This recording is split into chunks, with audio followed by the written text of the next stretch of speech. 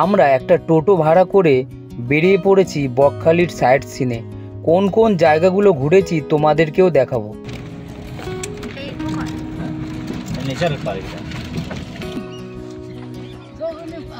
তো hello guys, এবার আমরা আজকে একটা পার্কে ঢুকবো। আমি প্রথমবার এই পার্কে এসেছি, তো চলো জলদি চলো আমরা পার্কে।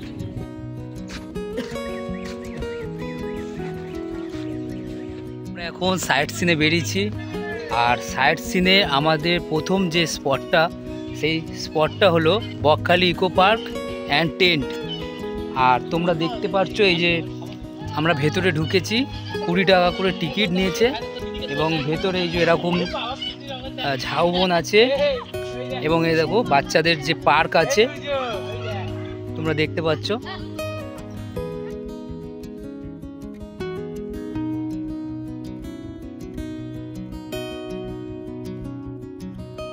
মাথা ঘুরে যাবে কিন্তু, এই করিস না, মাথা ঘুরে যাবে।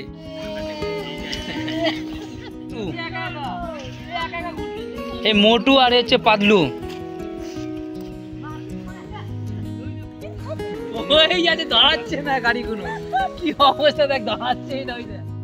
এই ইকো পার্কটি বেশি বড় নয়, ছোট্ট জায়গার মধ্যে বাচ্চাদের খেলার জন্য পার্ক করা আছে। আমরা এখন ঝাউবনের মধ্যে থেকে যাচ্ছি। ঝাউবনের মধ্যে থেকে আমরা আবার সেই সমুদ্রের দিকে যাচ্ছি।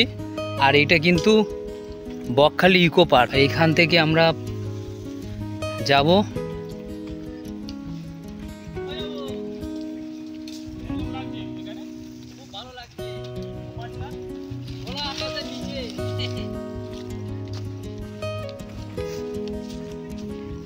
বাহ, দারুণ দারুণ দারুণ লাগছে, দারুণ লাগছে।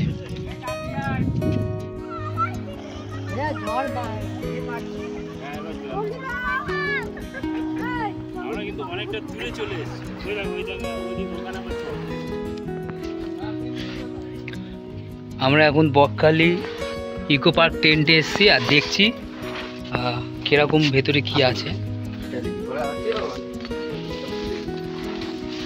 আচ্ছা, গিজার আছে, মিরর আছে, বেসিন আছে, কোমোড আছে। আচ্ছা ঠিক আছে। এসিও আছে স্যার। আচ্ছা, এসি আছে, ফ্যান আছে, টিভি, ফ্যান, অ্যাটাচ বাথরুম আছে। আর এখানে কজন দাদা ঘুমাতে পারবে? এইখানে একটা ফ্যামিলির মধ্যে একটা বাচ্চা আর দুজন অ্যাডাল্ট। এসি এসি কত ভাড়া এটা? এইটা স্যার উইথ ফুড দিয়ে, যদি ফুড দিয়ে করা হয় তাহলে পার হেড 1500 এসি দিয়ে। আচ্ছা, ফুড থাকবে স্যার। আচ্ছা, আর নন এসি নিলে ফুড দিয়ে 1300 টাকা পার হেড। আচ্ছা আচ্ছা, মানে এক রাত্রি, তাই তো? 24 ঘন্টা, 24 ঘন্টা। মানে সকালবেলা চেক ইন হচ্ছে আপনার 12টা, পরের দিন চেক আউট হচ্ছে 11টা। তোমরা যদি কেউ থাকতে চাও, ঠিক আছে, তো এখানটায় থাকার ব্যবস্থা আছে। এটা বারবিকিউ মাঠ। আচ্ছা, এখানে বারবিকিউ হয়, ওই যে ভাটি করা আছে 3টে, আরো ভাটির পরে হবে। এইটা হচ্ছে তার জঙ্গল জায়গা। আচ্ছা, এটা এসি নেই, ফ্যান আছে, লাইট আছে। আচ্ছা, ম্যাট্রিক্স দেওয়া থাকবে, বেডশিট দেওয়া থাকবে, পিলো থাকবে। আচ্ছা, হ্যাঁ, আর এটার ওয়াশরুম হচ্ছে স্যার সামনে কমন। আচ্ছা, ঠিক আছে, এটা আলাদা। এটা মোটামুটি একটা গ্রুপ এলো, সবাই মিলে থাকলো, বন্ধু বান্ধব এনজয় করলো এখানে। আচ্ছা, এই যে ফ্যান, লাইট সবই আছে স্যার, দেখেন। এখানে ম্যাট্রিক্স। এখানে মোটামুটি কজন থাকতে পারবে তাও? এটা মোটামুটি 5-7 জন তো আরামসে। 5-7 জন, আরামসে। আর এটা হচ্ছে সবকিছু মিলিয়ে কত? এটা ফুড নিয়ে স্যার আপনার পড়বে 899 টাকা। 899। চারবেলা ফুড থাকে। আর এখানে বারবিকিউ হয় সন্ধ্যেবেলা করে।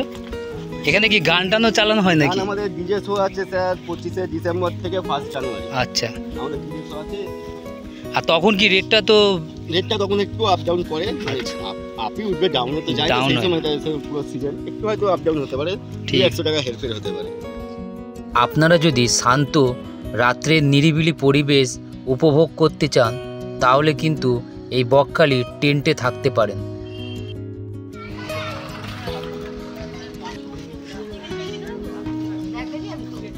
আমরা এখন যে স্পটে এসেছি, এটা 2 নম্বর স্পট। আর এখানে ফেজার সাহেবের যে বাংলো আছে, বাংলো মানে পরিত্যক্ত, আগে এখানে ফেজার সাহেব বলে একজন ছিল, এইখানটায় থাকতো। এবং এখন এই জায়গা, এটা পুরো একদম খান্ডার মতন হয়ে গেছে।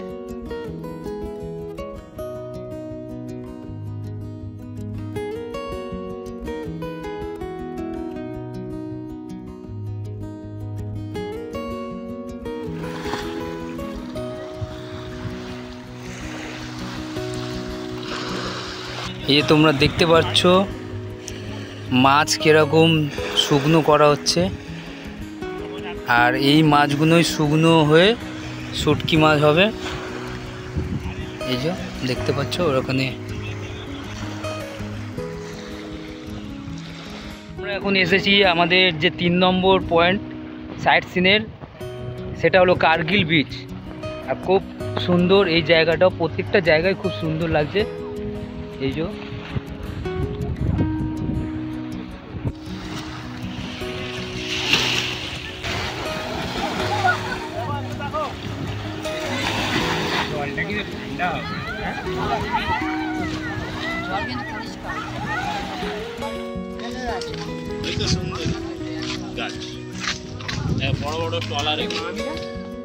আমরা এখন এসে গেছি আমাদের যে সাইট সিনের 4 নম্বর পয়েন্ট, আর সেটা হলো বেনফিশ।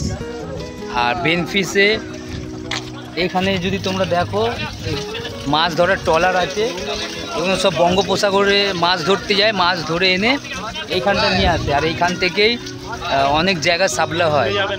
আর এখানে কিন্তু ইলিশ মাছের ভালো, এখানটায় আড়ত আছে, ইলিশ মাছ এখান থেকে কিন্তু সাপ্লাই করা হয়। আপনারা চাইলে এখান থেকে জম্মুদ্বীপ ঘুরে আসতে পারেন। যাতায়াত সময় লাগে 2 ঘন্টা এবং মাথা পিছু 150 টাকা করে পড়ে। তোমরা দেখছো সব মাছ ধরার জাল, এখানে সব সাগর থেকে মাছ ধরে নিয়ে আসে। এই মাছগুলো সব নিয়ে যাচ্ছে, এখানে মাছগুলো বরফ দিয়ে সব নিয়ে যাচ্ছে।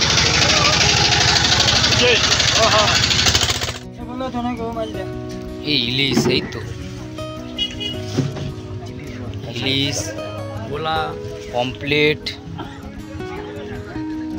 গোলা কোনো স্ট্যান্ডার্ড সাইজ আছে।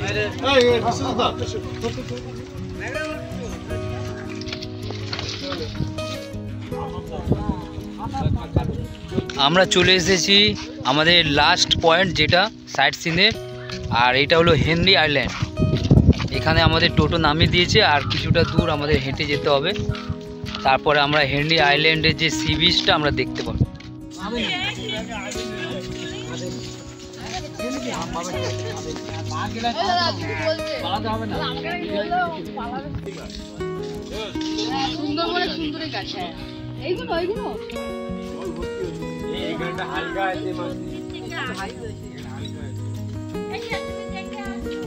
ধরে ধরে আসো, ধরে ধরে এক সাইড দিয়ে।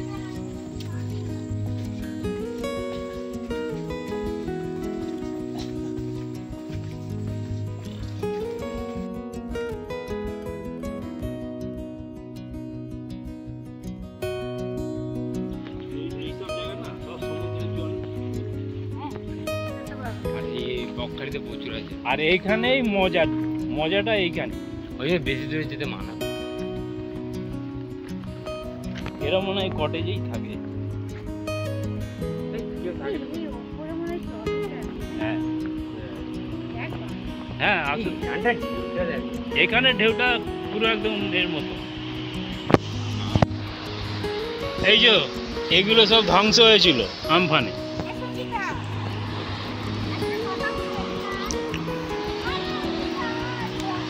চলে এসেছি হেনরি আইল্যান্ড, আর এখানে যে সমুদ্র জলটা কিন্তু অনেকটাই ঢেউ আছে, তোমরা দেখতে পাচ্ছ এখানে সেই আওয়াজটা হচ্ছে, জলের যে আওয়াজটা, ঢেউটা।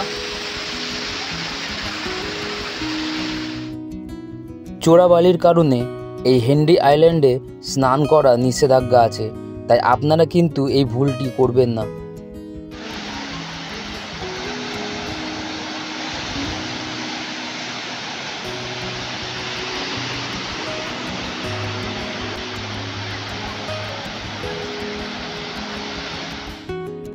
সাইট সিন করার পর আমরা আবারও চলে যাই সমুদ্র স্নানেতে।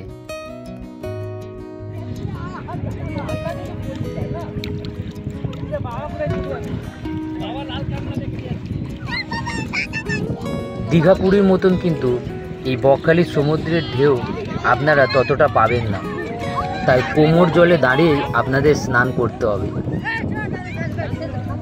বকখালিতে দুপুরে খাওয়ার আমরা নিয়েছি এখনো পর্যন্ত ডাল, ভাত, আলু ভাজা, একটু চচ্চড়ি এসছে, আর আমরা নিয়েছি ভেটকি মাছ। আর কেউ কেউ ভেটকি মাছ খাবে না, তার জন্য রুই মাছ, কাতলা মাছ নিয়েছে। তো দেখা যাক এরকম লাগে।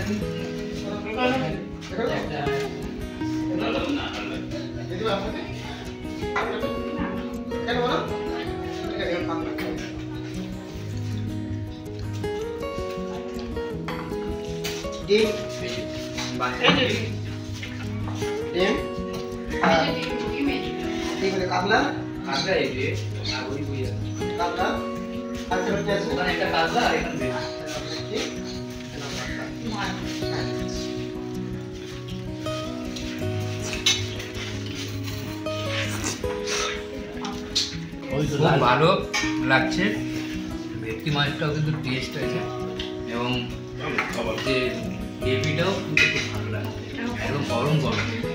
আর এরকম যে 4:45 সময় গরম পাবো। আর পাঁচটা সমুদ্র সৈকতের মতো এই বকখালিতেও কিন্তু সন্ধেবেলা করে বিভিন্ন খাবারের দোকানে জায়গাটি সেজে ওঠে। এই বকখালিতে আসলে কিন্তু আপনারা এখানকার মাছ ভাজা অবশ্যই ট্রাই করবেন, কারণ অন্যান্য জায়গার তুলনায় এখানকার মাছ ভাজা কিন্তু একদম টাটকা থাকে। পুরো খেয়ে ফাঁকা করে দিল, সঙ্গে সঙ্গে লুট হয়ে গেল।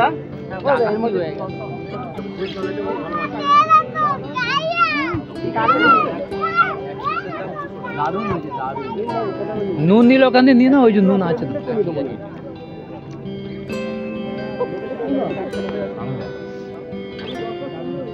দারুণ, একটাই ভাষা দারুণ।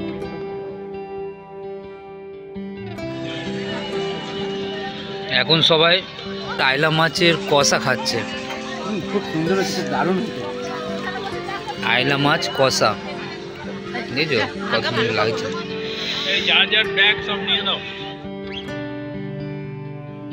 একদিনের বকখালি ভ্রমণের মাথা পিছু কত টাকা খরচ হয়েছিল এবং সাইট সিনের জন্য কোন কোন জায়গায় এন্ট্রি ফি লেগেছিল সমস্তটাই ভিডিওর ডেসক্রিপশন বক্সে আপনারা পেয়ে যাবেন। আমার একদিনের বকখালি ট্যুরের ভিডিওটি এখানেই সমাপ্ত হলো।